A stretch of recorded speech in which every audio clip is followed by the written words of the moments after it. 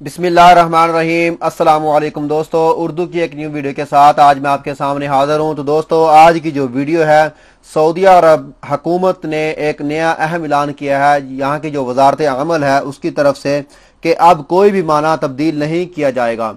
तो दोस्तों, video start करने से पहले जिन दोस्तों ने अभी तक मेरा चैनल सब्सक्राइब नहीं किया वो यहाँ सब्सक्राइब के ऑप्शन पर क्लिक करके मेरे चैनल को सब्सक्राइब कर सकते हैं।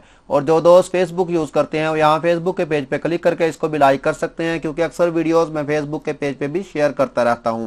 वजारत अमल की तरफ से अहम ऐलान किया गया है कि अब कोई भी माना तब्दील नहीं किया जा सकता। उसकी मेन वजह यह है कि बाज दोस्त बहुत परेशान हैं, क्योंकि अपने मुल्क से जिस माने पर वो आए हैं वो यहाँ आकर वो काम नहीं करते, कोई और काम करते हैं।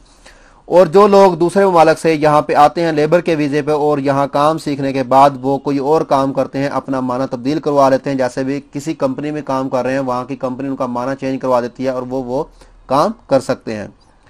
अब हुकूमत के अहम ऐलान किया है कि जो भी बंदा टेक्निकल वीज़े पे आएगा सबसे पहले उनका वहां पर टेस्ट होगा और फिर यहाँ पे आकर वो काम कर सकेंगे। जैसा कि अब सर्वेयर और इंजीनियरिंग दूसरे शोबे महासब या इस तरह के लेबॉरेटरी टेक्नीशियन सबसे पहले सऊदी इंजीनियरिंग काउंसिल में अपने डॉक्यूमेंट्स जमा करवाने के बाद उनका इकामा बनता है। यहाँ पे सबसे पहले एंट्री फीस जो है इसकी 500 रियाल है। 500 रियाल के बाद उसको 200 रियाल और पे करने पड़ते हैं, यानी कि 700 रियाल। उसके बाद हर साल जो है उसे 200 रियाल जो है वो पे करने होंगे।